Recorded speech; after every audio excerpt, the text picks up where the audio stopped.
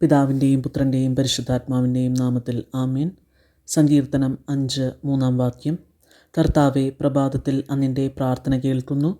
പ്രഭാത ബലി ഒരുക്കി ഞാൻ അങ്ങേയ്ക്കായി കാത്തിരിക്കുന്നു. ആമേൻ. ഹല്ലേലൂയ.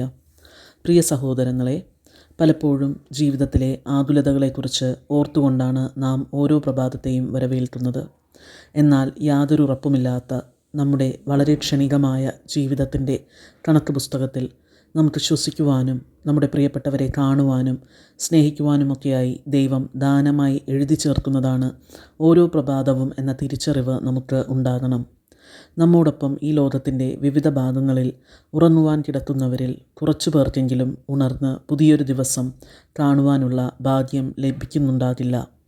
അത്രയേറെ കരുണയോടെ നമ്മെ കരുതുന്ന നമ്മുടെ തമ്പുരാൻ ഓരോ പ്രഭാതത്തിലും നമ്മുടെ പ്രാർത്ഥന കേൾക്കുന്നു എന്നാണ് ഇന്നത്തെ വചനം നമ്മോട് പറയുന്നത്.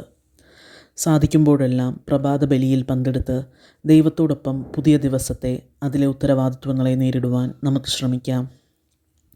നമ്മുടെ ജീവിതം തന്നെ ഒരു ബലിയായി നാം മനസ്സിലുരുവിടുന്ന ഒരു പ്രാർത്ഥനയുടെ രൂപത്തിലെങ്കിലും അവിടുത്തെ തിരുമുൻപിൽ സമർപ്പിച്ച് ഓരോ പ്രഭാതത്തെയും നന്ദിയോടെ, അതിലുപരി ദൈവത്തെ കൂടുതലായി മഹത്വപ്പെടുത്തി ജീവിക്കുവാനുള്ള ഓർമ്മപ്പെടുത്തലായി കണ്ടുകൊണ്ട് നമുക്ക് സ്വീകരിക്കാം.